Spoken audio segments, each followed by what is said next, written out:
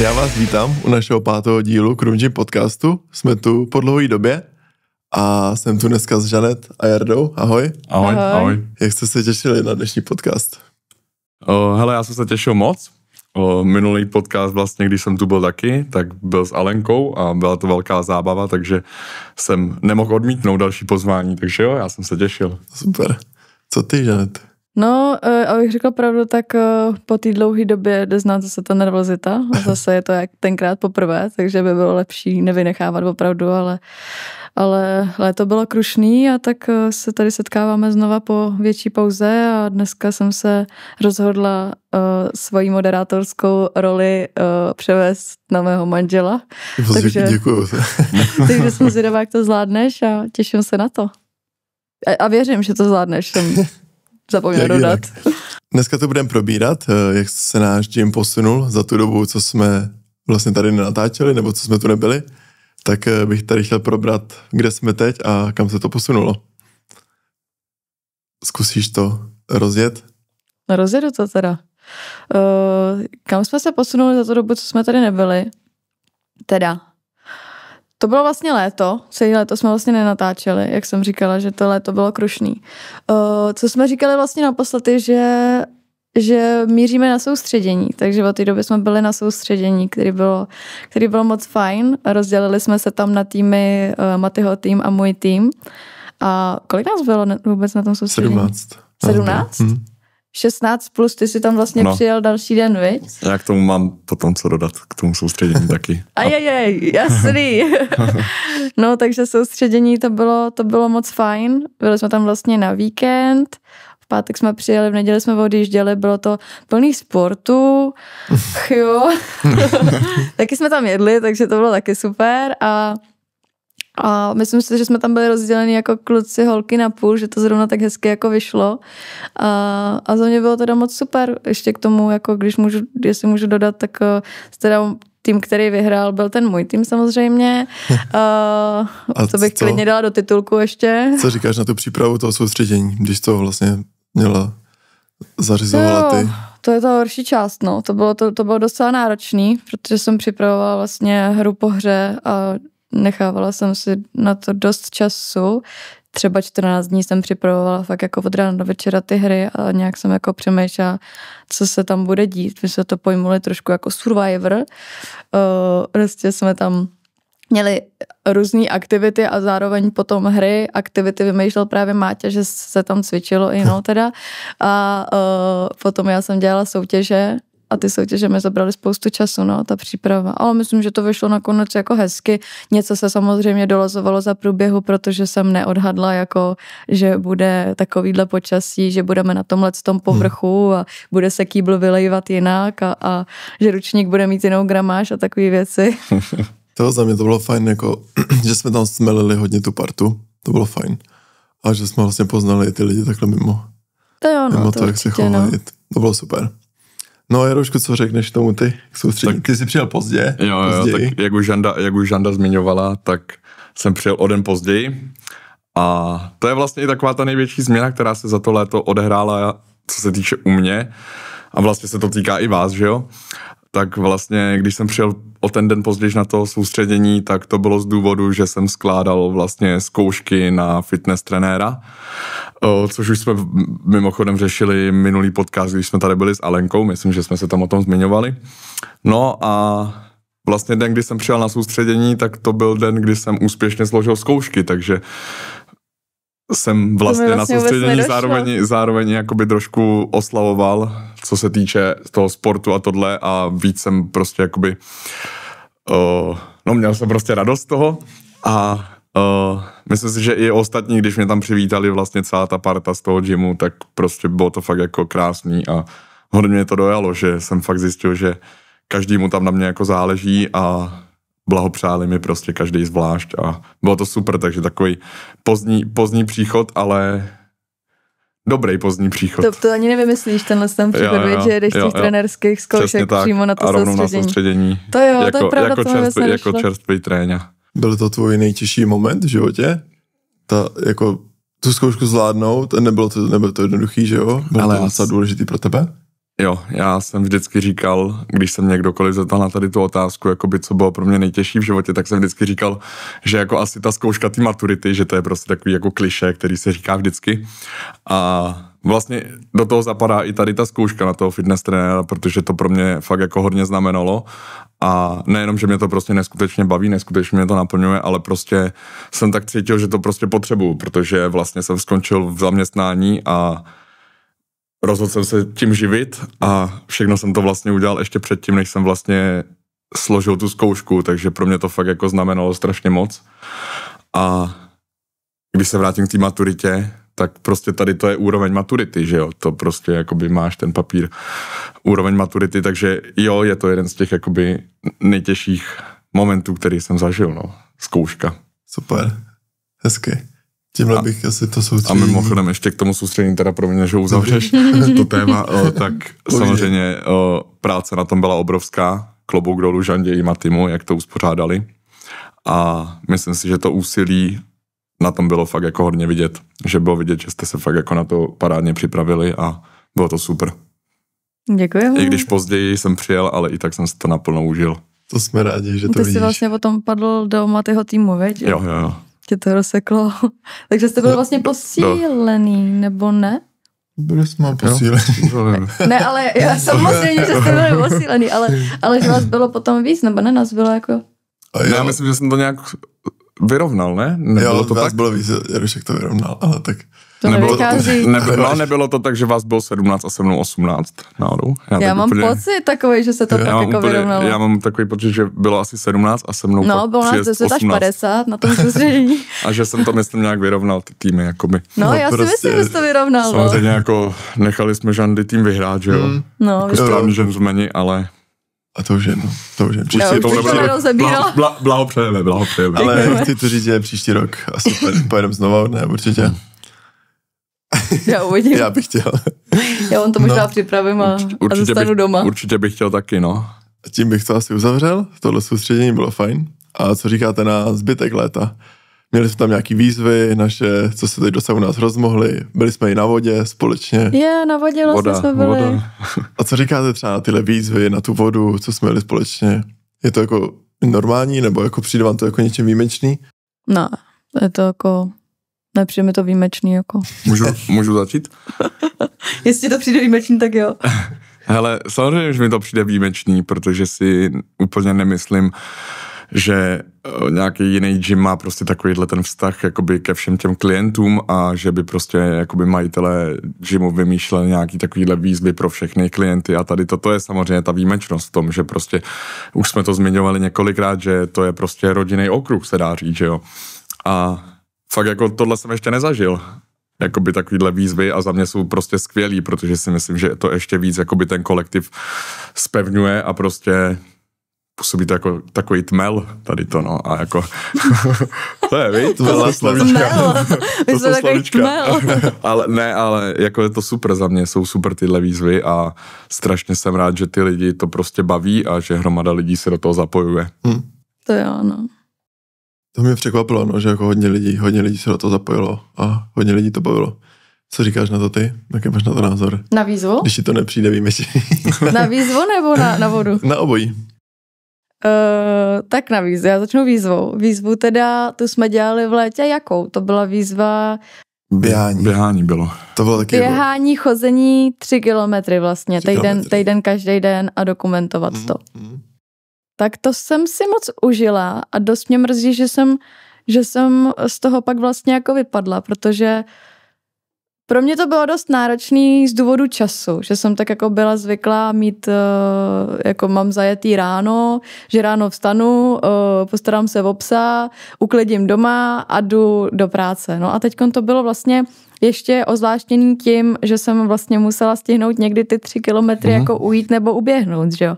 Takže jedno ráno jsem to vzala, takže půjdu na procházku a zjistím vůbec, jako, jak jsou ty 3 kilometry vlastně dlouhý. Takže to jsem šla na Sakra Prochajdu. dlouhý, co? 3 kilometry. Jako, to já jsem tam byla asi na celý den, jako, to bylo, jako hodina, to byla určitě tý chůze, jako, takže to jsem se prošla, teď jsem jako furt šla, teď jako furt nic, ne, furt jsem čekala na ten 1,5 kilometru, abych se mohla otočit a jít zpátky tou stejnou trasou, což je pro mě asi jako náročný, že je lepší jako jít nějaký okruh, když jdete, že jo, tu stejnou trasu sem a tam, tak to je takový nudný, ale když jdete nějaký okruh, tak je to lepší. No, takže to bylo jako náročné. Pak druhý den jsem se, myslím si, že rozhodla běhat, že jsem snad doběhla do fitka. S tím, že jsem zjistila, že u fitka mám 2,7, tak jsem si tam ještě točila takhle kolem paneláku, jestli někdo viděl, tak jsem musela vypadat prazvláštně víc než obvykle. No a jako nakonec to bylo hrozně fajn a i mě ten běh jako bavil, že jsem si říkala, že zrovna moje nohy to jako docela potřebujou, protože mám sedavý zaměstnání, což by si měli vlastně všichni uvědomit, že ty nohy prostě trpí při tom sezení a nějakým způsobem to tady tím jako vyrovnat. Takže to bylo jako moc fajn a pak najednou ještě ten druhý týden jsem snad jako po té výzvě jako šla běhat a pak najednou jsem tady zase jenom sedím, no, tak možná by mě to mělo trošičku zase nastartovat, když jsme u toho znova. A k vodě. No, voda byla moc fajn, to jsem si moc užila. Nejelo nás teda tolik, ale kolik nás jelo na vodu? Víte to někdo? 10 až 20 zase? Ne, to jo. Nevím, nespomínám Jeden raft a 2 pedalboardy jsme jeli. A prostě my to dáváme tak jako do éteru, pojďte, kdo můžete, 50 lidí napíše, jela bych zrovna kdyby a když pojedete příště, tak pojedem.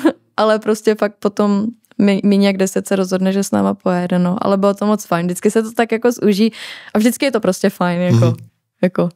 To jo, já bych chtěl říct tomu běhání, že vlastně fajn je, kolik lidí vlastně ani nevíme, co to splnilo, že jo, protože hodně lidí to dělalo bez toho, že by to dávalo na Instagram. Jo, třeba tvoje mamka se připojila, aniž bychom o tom věděli. Vlastně i teď jsme potkali lidi a já jsem taky běhala a běhám doteď, tak to je fajn, že jsme do toho dohnali víc lidí, přesně tak. To jo, no, protože my jsme se vlastně, ty jsi vlastně udělal z něčeho nic, prostě vyšlo video na Instagramu, že Máťa vyzývá mě, Vladyho a Rouška, ne, klasicky.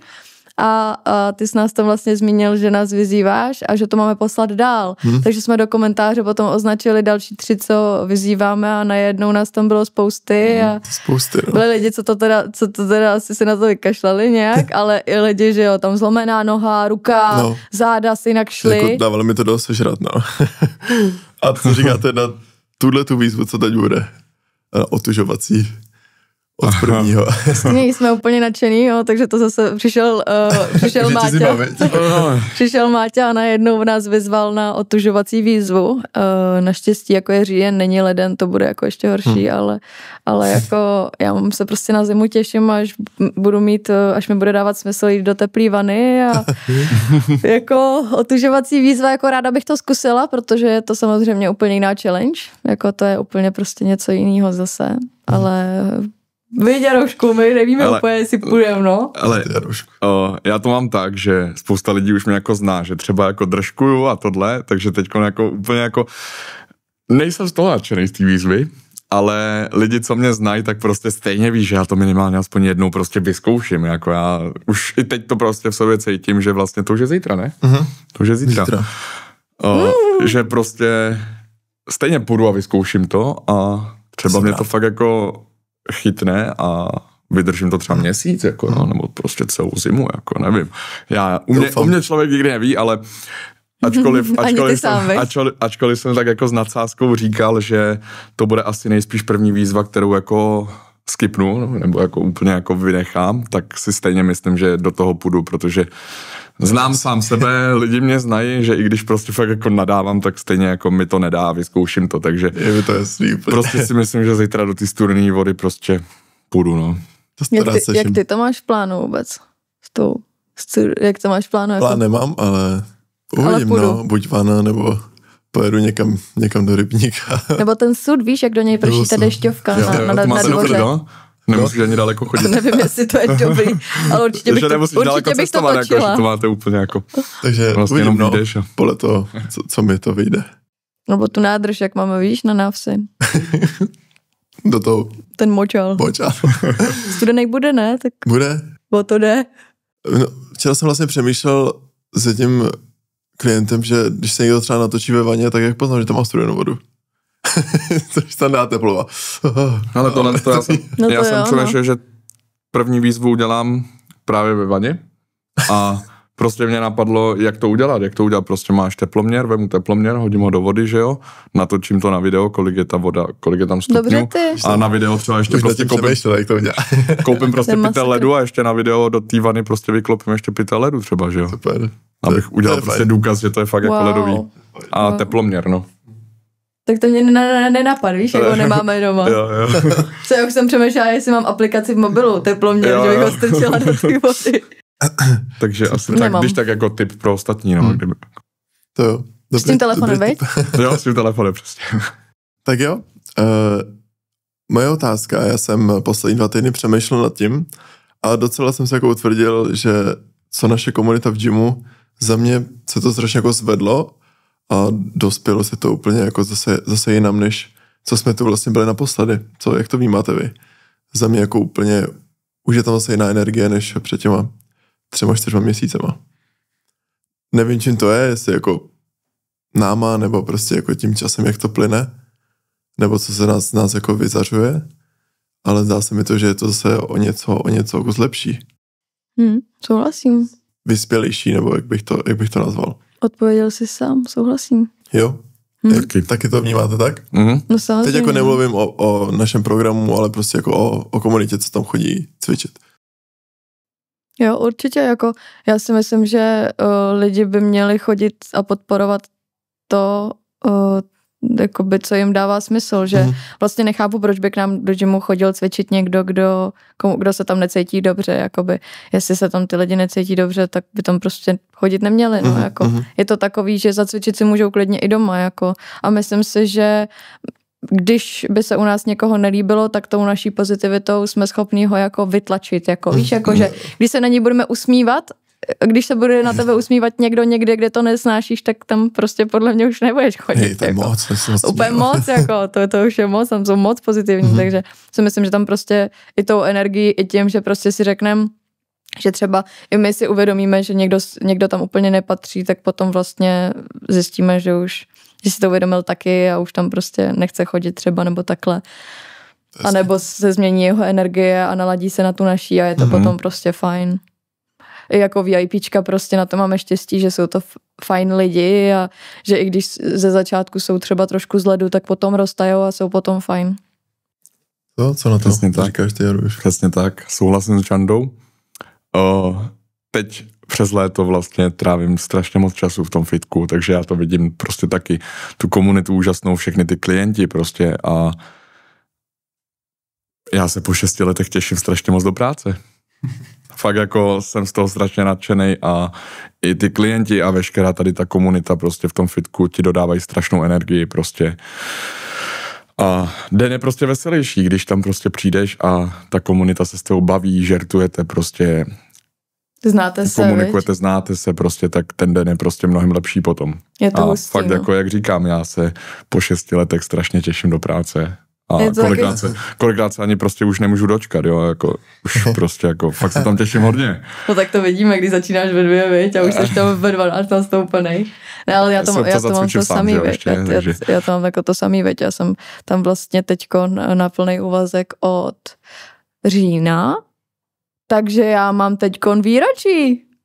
Jupi. Haló. Jupi. Ohňostroj. Takže já jsem teďkon rok zaměstnanec tohohle gymu. To jsou odměny. Tak doufám, že přijdou nějaký odměny, šéfe. Vlastně jsem za tu dobu, co jsme tady mluvili naposledy o tom, jak jsme na tom teď, prostě za tu dobu, co jsme o tom nemluvili, tak jsem vlastně ji povýšila na manažerku fitness centra, takže děkuju, šéfe.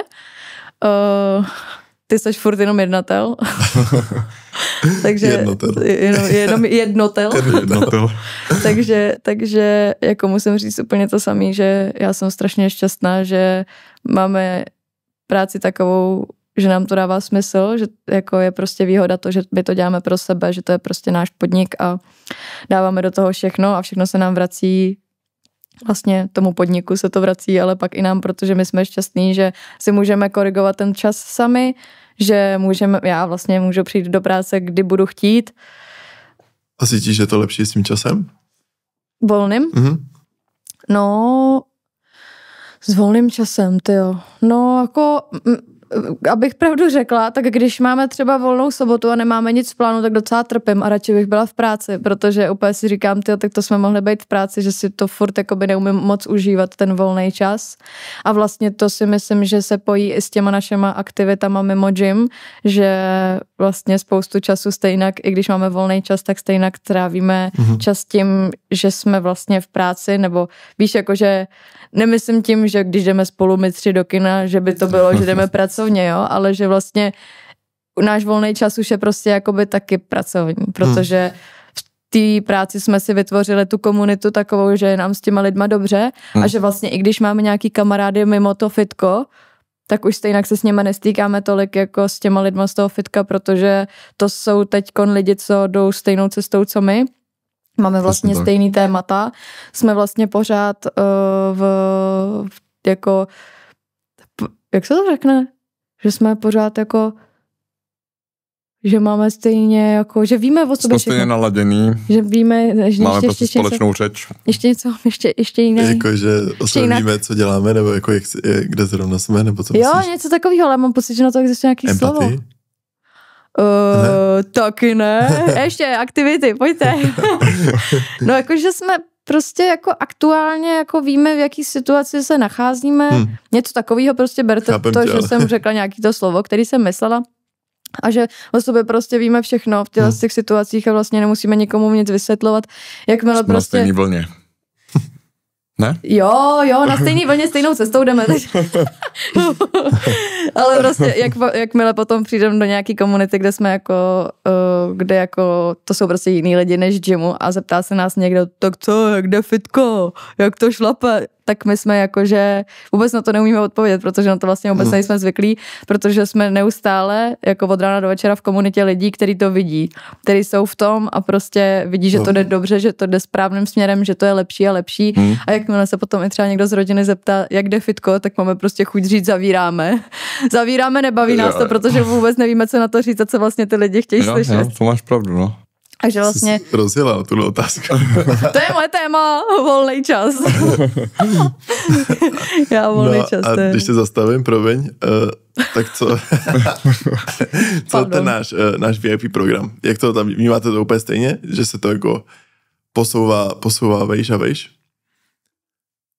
Co je, Roušku? Ty už vlastně hraješ tam taky roli? To je vlastně další novinka, ale to se pak dostaneme. Tak, až pak. Tak jak to tam vidíš v tom našem programu? Vlastně ty jsi to mohl vidět s očima klienta a ty to můžeš vidět s očima vlastně trenéra. Ale tak mi řekni, čím je to jiný. Nebo jestli to vidíš víc do hloubky, asi jo, že jo, teď vidíš vlastně, co tím je všechno. Jo, teď to vidím jako víc do hloubky, to máš pravdu, ale fakt jako sakra. Mě to ale strašně zajímá, jaký je vlastně rozdíl na ten pohled toho klienta a zároveň trenéra, jako ten rozdíl mezi tím. Rozdíl. Já jsem vlastně na tím můžeme tohle stříhat, když tak. Ne? Pověz. Já jsem na tím dneska přemýšlel a strašně se těšil, až řekneš, jaký je tam rozdíl tohle. To nám řekni. Jako, když jsi byl jako klient, vnímal si ty věci jinak, než když jsi teďko jako trenér? Ajajaj, dostali jsme ho do úzky. Zasáhli teďkon. Zkus to teď jako trenér. Pak nám z toho třeba vyplivne, jak jsi to cítil jak klient. Ale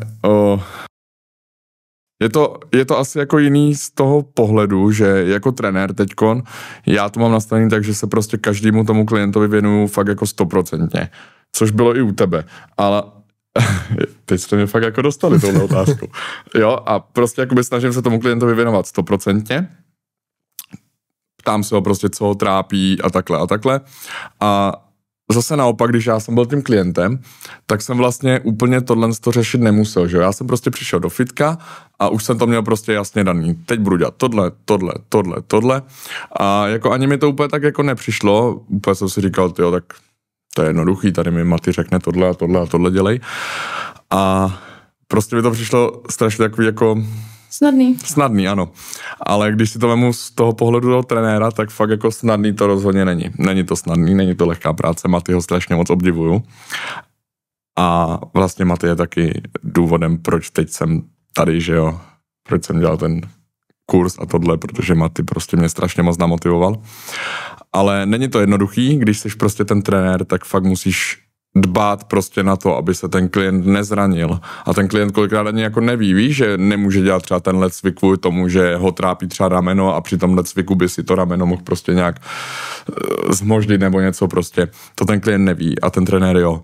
A musí prostě vynaložit veškerou prostě snahu, veškerou svou energii do toho, aby tomu klientovi prostě neublížil, aby se mu věnoval na 100%. Trénink po tréninku.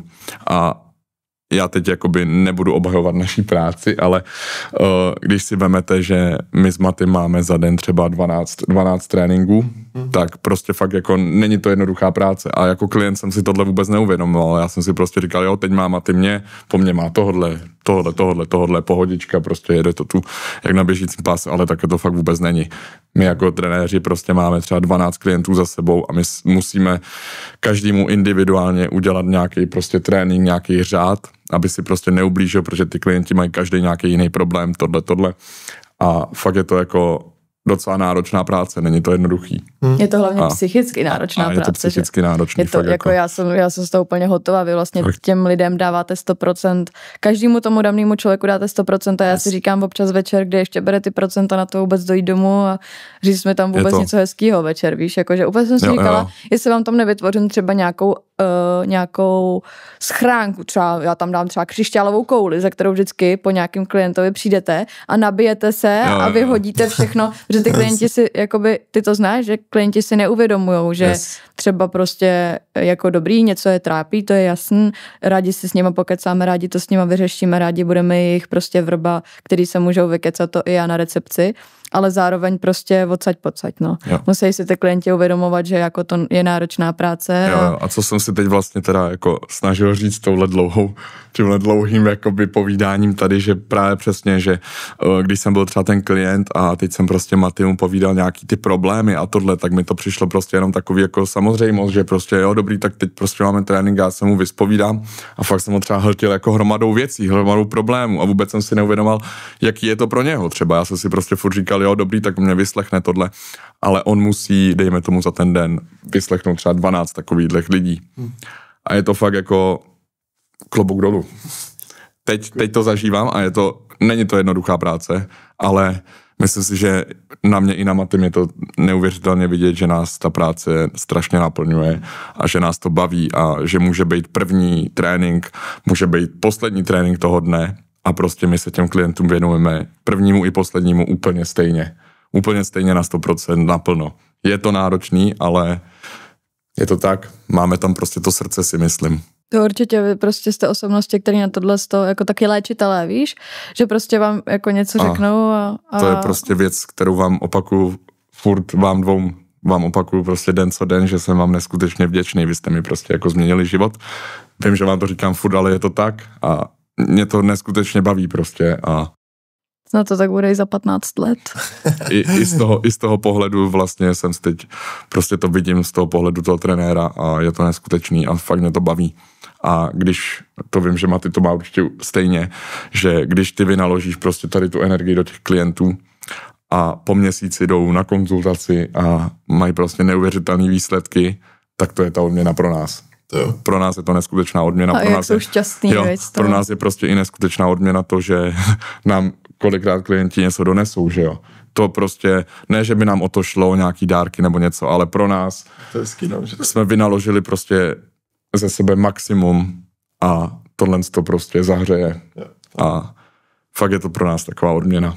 Tak ono, když se Máťa celý trénink stěžuje, že nemá co jíst, tak to si po příště prostě donesou buchtu, no. To se budu se naučit taky. On totiž na tréninku říká, manželka nic nepeče, tak prostě donesou buchtu. A manželka si to nebere si to jako osobně, to vůbec ne.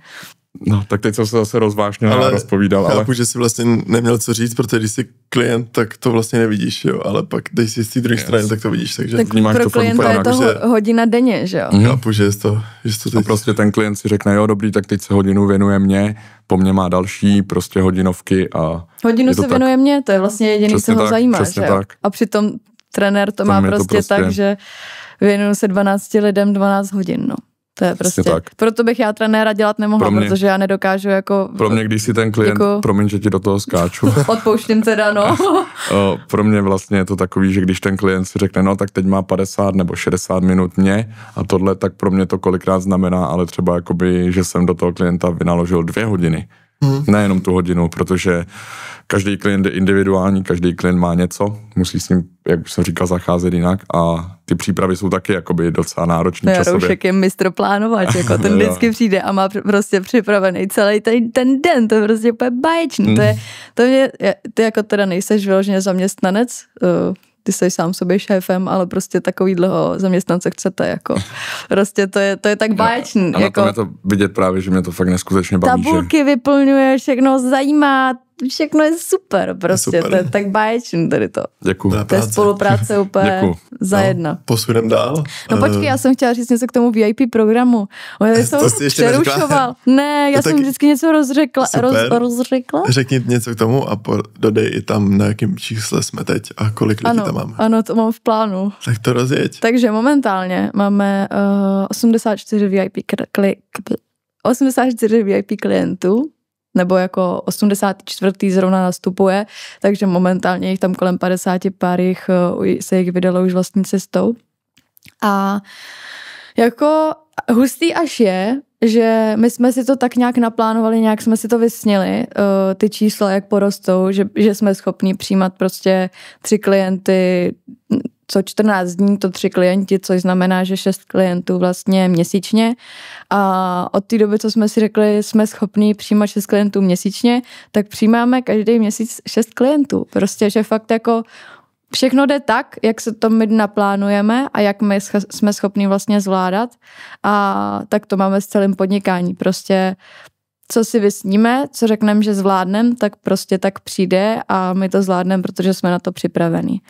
A taky mi přijde, že, což se mi utvrzuje dost poslední dobou, že my jsme lidi, kteří si umí jakoby uklidit prostor a tím pádem, jelikož my to zvládneme, tak tím víc nám bude osud podsypávat nohy bordelem, takže budeme mít tím pádem co uklízet. Takže to je moje moudro, jo. Ještě jsem ho úplně neschrnula do toho, aby to pořádně dávalo smysl, ale vy mi rozumíte, takže rozumím, že jo. My ti rozumíme. Děkuji, si dám do popisku, dobrý, já víte. No a co jsi ty neřekla teda na tu komunitu lidí v tom VIP programu, jestli jako se posunula někam? Já si myslím, že teďkon, jak už ten VIP program máme vlastně rok a 3/4, že začínají chodit lidi s tím, že odhodlával jsem se už rok. Takže jako si myslím, že na ty lidi to má dopad takovej, že sledujou nás rok koukají na ty výsledky, rok koukají na to, jak se to vlastně posouvá. A teď začínají chodit lidi právě s tím, že jako to, co se vlastně nemůže odhodlat, tak se jako odhodlávají. Ale zase jako to budeme asi s tím rádoby zápasit, jako do budoucna furt, že prostě přijde člověk a bojoval jsem 10 let a po 10 letech jsem přišel, takže to bude asi prostě furt stejný, no, ale že někdo se odhodlává 14 dní, někdo hodinu, že jo, a někdo je jako fakt leta. Já to pozoruji v tom, že vlastně my jak posloucháme ty lidi, co vlastně jim třeba chybí, nebo co by chtěli, takže jako ten náš program jsme už podle mě jako natolik jako už zlepšili, že už vlastně nevidím tam moc jako, samozřejmě jako nějaký mezery tam jsou, ale že už to je za mě jako fakt oproti třeba zpátky 3-4 měsíce je to o mnoho jinde. To jo, no, vlastně tak vyladili jsme úplně všechno, viď, prostě a teďkon vlastně, i když to prodáváme, tak prostě víme, co prodáváme a jako buď to chceš, nebo to nechceš, buď to je pro tebe, nebo to pro tebe není, prostě my nabízíme tohle tečka.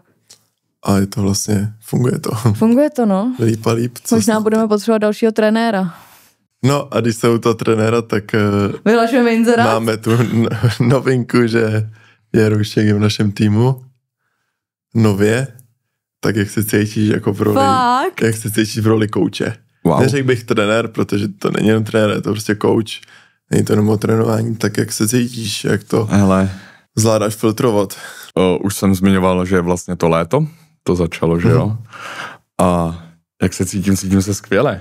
Fakt jako takhle veselej jsem nebyl už fakt jako hodně dlouho, co jsem vlastně pracoval v té bývalé práci, tak jsem prostě byl znuděný, nic mě nebavilo. A teď je to prostě každý den je skvělý, mě to prostě fakt neskutečně mě to baví, je to na mě asi i vidět na energii, prostě tohle. A dobrý je, že já tu energii vlastně dokážu předat právě i těm klientům, že jo. A jsem neskutečně vděčný za to prostě.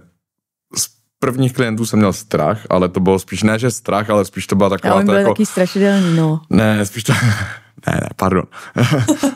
Spíš to byla taková jako tréma, víš, že prostě jakoby jsem nevěděl, jak to byl ten první kontakt a tohle, tak úplně jsem jako nevěděl, ty krása, teď co jako budu říkat poprvé, ale tak nějak prostě jsem ty lidi poznal už vlastně při prvním tréninku a přišlo to prostě tak nějak samo, ta komunikace a dneska už prostě s těma prvníma klientama žertujeme, prostě dodávají mi neskutečnou energii a dodávám neskutečnou energii jim a jak už jsem zmiňoval, prostě ty výsledky, to tě neskutečně nabije prostě do toho, aby si v tom pokračoval a udržel tu neskutečnou energii, kterou Jaroško, kolik máš klientů? Předávám.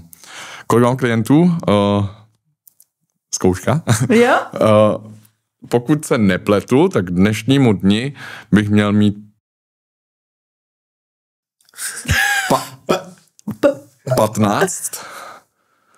15 klientů plus 2 nové, kteří nastupují, takže jich budu mít kolem 17. Je správně? Já nevím. Aha. Já popravdě vůbec nevím, kolik jich máš. Přibližně. Ty máš vlastně roční VIPčka, 3měsíční VIPčka, ano, roční VIPčka. Já jsem dostal roční VIPčka, že jo, a svých klientů který máš vlastně od začátku toho, protože 3měsíční program má 3 tréninky týdně, takže do týdne musí nacpat jednoho klienta, to jsem řekla blbě, ne nacpat, jo, ale nacpat, sunout do svého kalendáře 3 tréninky týdně s jedním klientem ano. A pak vlastně takhle to třeba 10 VIPček, myslím si, 3měsíčních máš. Ono se to dá nějak vypočítat, protože se mi zdá, že mám spočítaný tréninky týdně a že týdně tréninku je 44 za týden. 44, 45 tréninků. Prostě cca tolik. Plus do toho vlastně osobní tréninky a skupinové lekce. Ano, takže je toho dost. Ale super. Dělám to prostě fakt jako rád. A co plánuješ dál? Plánuješ se vzdělávat dál?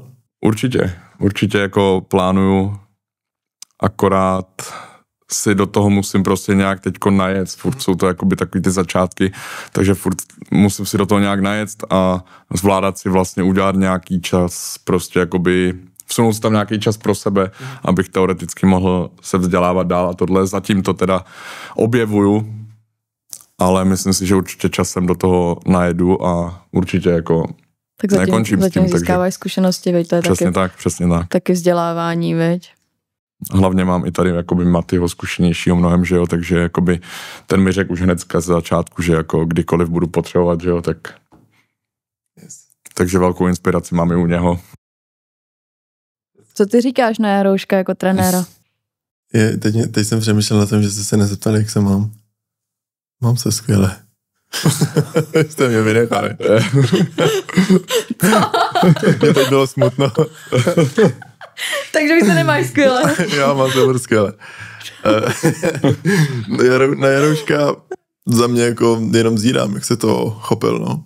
Každý se ho chválí, jako to tam slyší, zlatíčko je a šikovnej moc a že s ním sranda.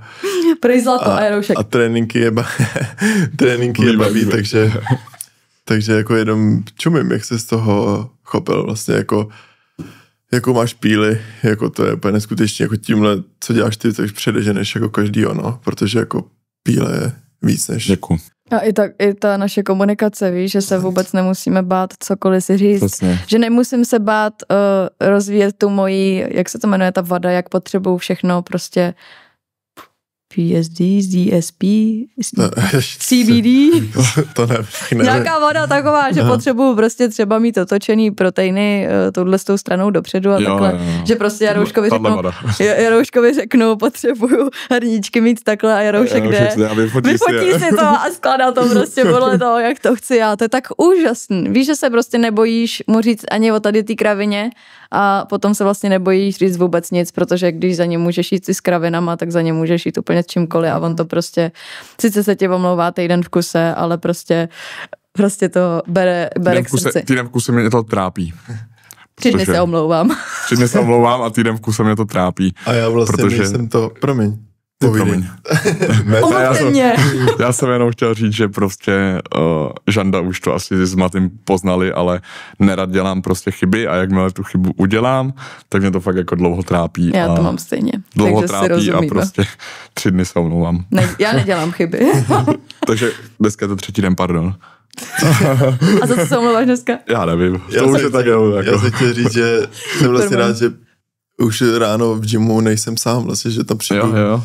Přes 10 a ty jsi rád, jo? A Jarošek zrovna ty tvoje ranní nálady. Jo, tak Jarošek na mě moc nemluví, on mě zná už, takže mě hezky pozdraví a já se tam uzavřu a Jarošek vlastně. Spolu vlastně začínáme den a většinou pak i jako večer končíme, takže pak víš, že jako cítím se to trošku sama. Ne, já jsem to spíš myslel teďkon, takže jako my si řekneme ráno, že jsme jako ahoj tohle a... Takže není teď tvůj manžel, jo? Ne. Ale že vlastně ráno se hezky pozdravíme a večer, jak už jsme tady zmiňovali, prostě, že to je strašně jako na tu psychiku a tak si myslím, že je dobrý, že večer většinou jako končíme společně ty tréninky a že prostě večer buď to spolu nemluvíme teda jako vůbec, protože jsme oba dva vyčerpaný, anebo prostě je tam nějaká ta legrace mezi sebou, jenom prostě víš, jako mezi sebou nějaká ta legrace a že si to jako spíš takhle mezi sebou vylejeme prostě ten náročný psychický den prostě a zároveň si tak jako pomůžeme, takže je to fajn. No se skvěle se mi s váma spolupracuje, jako takovýhle 2 pracovitý lidi to prostě chcete jako v týmu, to je prostě úžasný. Super, děkuju vám za to a taky. Připravil jsem si pár dotazů od klientů, co by se to mohli probrat, mám připravené 4, stačí mi na to krátká odpověď, jo. Jsou tam spíš nějaký jako trenérský. Krátka? Aha, tak. Ale určitě máš tomu taky co říct, jo. První, mám vlastně Jaroušku, chtěl bych, abys na to odpověděl ty. Častý jako dotazy jsou, jestli jim stačí 2 tréninky týdně. Když chcou vlastně něco změnit na sobě. Že to, jestli jim stačí 2, že 3 jsou moc už a že 2krát jim to stačí. Co říkáš ty? Hele, určitě, já kdybych se rozhodoval osobně, že chci se sebou něco začít dělat, tak bych zvolil určitě jakoby delší dobu tréninku, víc, častěji. 2 mi přijdou málo. Za mě ideál, jak máme v tom VIP programu, prostě 3 dny. Za mě taky, no. Jakoby víme, že prostě je potřeba rozdělit nějak celé tělo cvičením do toho týdne a myslím si, že za 2 dny je to docela málo, že buď to by to ty lidi mohli přehnat, a nebo neprocvičit prostě jakoby celé tělo. Za mě ty 3 dny jsou prostě ideální na to, aby jsme tam vsunuli jakoby všechno, co je potřeba k tomu kvalitnímu cvičení. Takže za mě určitě jako 2 dny asi úplně nestačí. Jako pokud by se někdo chtěl udržovat v kondici, jo, nějaký třeba prostě sportovec, který, já nevím, běhá, nebo už prostě nějaký sport provozuje, tenista nebo něco takového a chtěl bych se jenom udržovat jakoby v kondici, tak za mě ty 2 tréninky asi by pro něho byly ideální. Jo, pro takového člověka. Ale člověk, který chce začít, chce prostě třeba zpevnit tělo, zhubnout a prostě udělat obrat o 360 stupňů, tak tam podle mě ty 2 tréninky jsou jakoby málo týdně. Tam bych dal klidně ty 3. Takže 3 a jako méně náročný než 2 náročnější. Jakoby rozdělit to tak nějak do těch 3 dnů, jakoby celý to rovnoměrně, no. Moje další otázka směřuje na to, že je důležitá práce mimo fitko, tak s tím to vlastně souvisí, že musí ten člověk dělat ještě jako něco i mimo, že jo? Jo. Nevím, jestli se mnou teda takhle jako souhlasíš. Jo, určitě souhlasím, jako vlastně každý si v tom stejně najde jako ten svůj, aby se v tom cítil dobře, ale prostě ta práce mimo vlastně ty tréninky je důležitá, no. Což vlastně je jídlo, že jo, pohyb a věci okolo. To všechno nabízíme. Máš na to stejný názor? Asi jo, viď? Jako trenér určitě, no. Další otázka. Vadí alkohol? Na mě zase? Ne, můžu začít. Manželka. Teď jsem nevěděl, jak tě mám oslovit. Já ti chci říct mozeček. Jestli mi vadí alkohol, náš mozek, jo? Mozek fitka. Mozek fitka. Protože, abyste byli v obraze, jo? Proč jsem mozek fitka? My jsme tak jako stáli náš tým, jo? Maty, trenér, Jarda, trenér, Luci, nutriční poradkyně a já. A teď jako jsme to tak jako rozdělili a říkám jí, to je hezký trenér, nutriční poradkyně a co jsem já? A kluci, že ty seš to srdce a já. Jo, já jsem to srdce. A oni, tak mozek, tak jsem mozek fitka, no. No, a co myslíš? Jako jak mozeček? Mozek. Jakože malej? Ne, velký mozek. Mozkovna. Velká. Knihovna. Mozkovna velká. Ještě máte čas to spravit? Já bych se vrátil ty otázky. Co myslíš na alkohol? Alkohol, jako tak jako mě obecně jako vadí alkohol, no. Vadí mi i tabákové výrobky. Myslím si, že prostě jakmile se člověk otevře tomu zdravému životnímu stylu, tak by tohle to měl aspoň určitě omezit na minimum. Jako pivčo si dáme. Prostě když máme chuť, dáme si pivčo, když máme chuť, dáme si víno a když je třeba zapít prostě novorozeně, tak se to prostě zapije, jako to jo. To jako rozhodně bych neřekla, jako nepijte a nekuřte, ale prostě omezit, no. Tak to k tomu patří, že jo. Vlastně, no, jako za mě taky, a když prostě člověk chce něco udělat se sebou a jako když ho to trápí a pak vlastně jako do toho i pije a pak si vlastně stěžuje jako, že ho to trápí, ale že furt pije, tak je to za mě tak jako špatně, nejsme léčebna, nejsme přesně jako tak. Alkoholická léčebna, tak se to jmenuje třeba, protialkoholová léčebna. Možná tomu tak, to je nejsme červeňák prostě, no, s tím nepomůžeme, nevíme, jak s tím pracovat, jako my prostě pomůžeme lidem naladit se na ten jídelníček, naladit se na ten sport, ale s tady tím prostě ještě pomoct nedokážeme, no, to prostě musí člověk sám svojí vlastní vůli, je to těžký, no. My nejsme kuřáci, my nejsme alkoholici, takže nám je to těžko říct, co ty? Začnu nejdřív názorem na tvou otázku. Hoď sem názor. Samozřejmě, můj názor je takovej, že alkohol a když to budu teď směřovat k našemu VIP programu, udělám takový jako zase porovnání, jo. Alkohol a náš VIP program, tak si myslím, že do toho to v žádném případě nepatří. Protože alkohol je prostě nejhorší věc a to je k jakýmukoliv sportu, protože prostě zabíjí vlastně ten trénink, který uděláš, tak prostě alkohol to totálně zabije. Takže když si vemu náš 3měsíční VIP program, kdy ten člověk přijde v uvozovkách, která by měl být 100% rozhodnutý, protože chce změnu, tak si myslím, že tam by ten alkohol měl minimálně na ty 3 měsíce prostě celý odbourat. A chápu, že lidi jdou na oslavu nějakou, nebo nějaký narození dítěte, nebo něco takového, ale když vyloženě chceš prostě tu změnu, tak proto musíš něco obětovat. Já jsem si 3měsíčním programem prošel a přiznám se, já jsem se v dřívější době rád napil. Ano? Ano?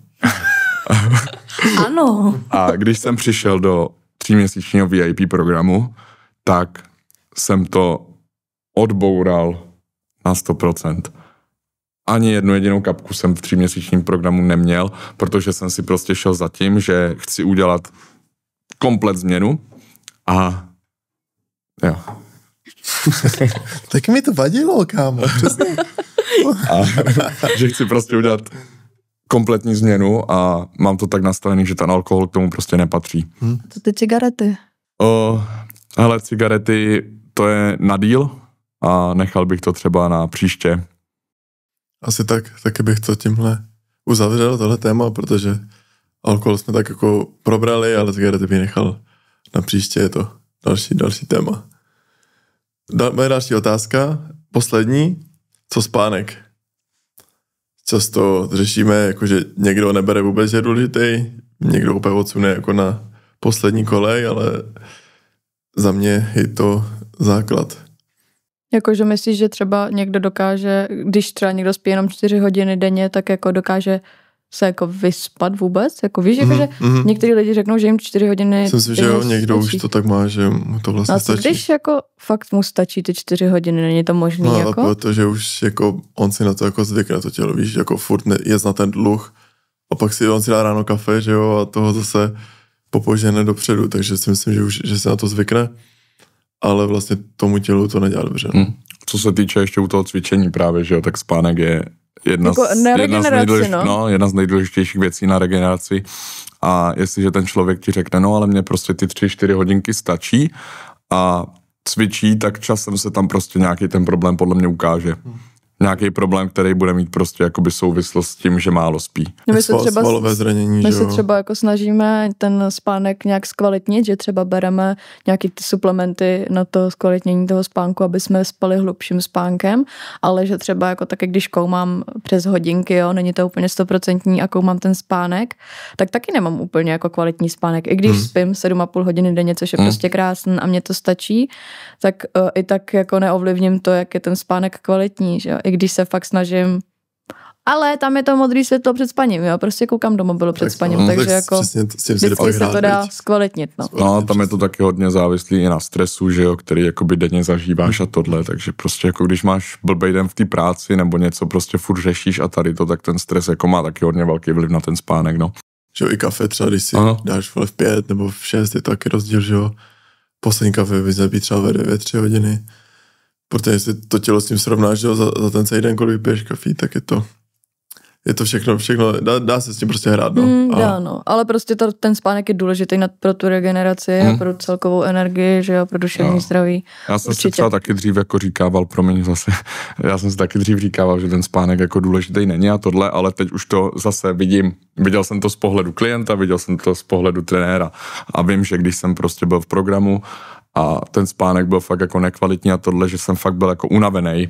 Možná si to Máťa občas i vybavuje, že to je taková ta prostě nechuť, že tě to nebaví to cvičení, jsi prostě unavená a nemáš energii do toho. A teď to zase vidím i z té druhé stránky jako trenér a vidím to právě u těch klientů, vidím to i u těch klientů, že prostě když jsou nevyspalí nebo prostě málo spali, tak jsou takový otrávený, prostě nechce se jim nic dělat, říkají, no mě to nebaví, víš, jako a nepodávají takovej výkon, který by měli, protože my to jako trenéři máme zmapovaný už, jo, ty klienty, co by teoreticky už jako mohli zvládnout a poznáme to, když to ty klienti na to nedošáhnou, to, co by měli dát, tak už jakoby se třeba ptáme, že jo, jako spal si dobře, nebo nejseš třeba jako nemocnej, nachlazený nebo něco takového. Přesně alkohol. Přesně, nepil si a takhle, protože my už to jako poznáme, protože toho klienta už nějakou dobu známe, vidíme prostě ty progresy, vidíme ty změny na něm a máme u něho tak jako nastavenou rádoby tu laťku, na jaký úrovni on je. A jakmile ty úrovně už jakoby třeba 1-2 dny nedosahuje, tak se hnedka už ptáme. Tak je něco prostě špatně. Takže pro klienty vlastně nepijte, spěte, choďte víc jak 3krát týdně, a uvědomte si, že trenér je jenom člověk a ne stroj. A právě nejčastější odpověď, že jo, bejvá, když prostě vidíme, že ten klient na to nedošáhne, na to, co by měl, tak nejčastější odpověď právě bejvá, no, já jsem málo spal. A druhá nejčastější, no, přiznám se ti, že jsem včera měl pár piv. Takže v tomhle i ten alkohol zase, když se k tomu vrátíme, tak fakt ten super, alkohol ne. To je super, že se přiznají takhle, že, jo. Že s váma mluví, nebojí se vám to říct, to je super. Mluví hodně. Je to jenom pár slov, viď, jako prostě jsem si dal pivotečka. Jako, nejde, no, jak jsi ve spovědnici, viď, od čeho odpust. Tak jo, super. Za mě všechno.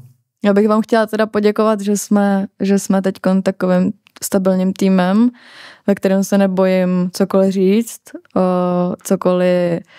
cokoliv, jak se jmenuje to slovo zase, takovej hezký proslov, vytknout a že prostě jdeme krásně takhle dopředu stále. Je to radost s vámi pracovat. Děkuju. Já vám taky děkuji. Děkuji Jarouškovi, že na poslední chvíli. A že jsi vlastně u nás a že můžeme všem ukázat, že vlastně na to máme, že jo, pro lidi nám nevěřilo, nám nikdo nevěřil, takže teď jim to můžeme se ukázat. Děkuji. Já jsem vám taky hrozně vděčný. Jsem strašně rád, že s vámi můžu spolupracovat. Moc si toho vážím. Děkuju. Tak my vám děkujeme a vidíme se u dalšího dílu našeho Chrome Gym podcastu. Ahoj. Ahoj.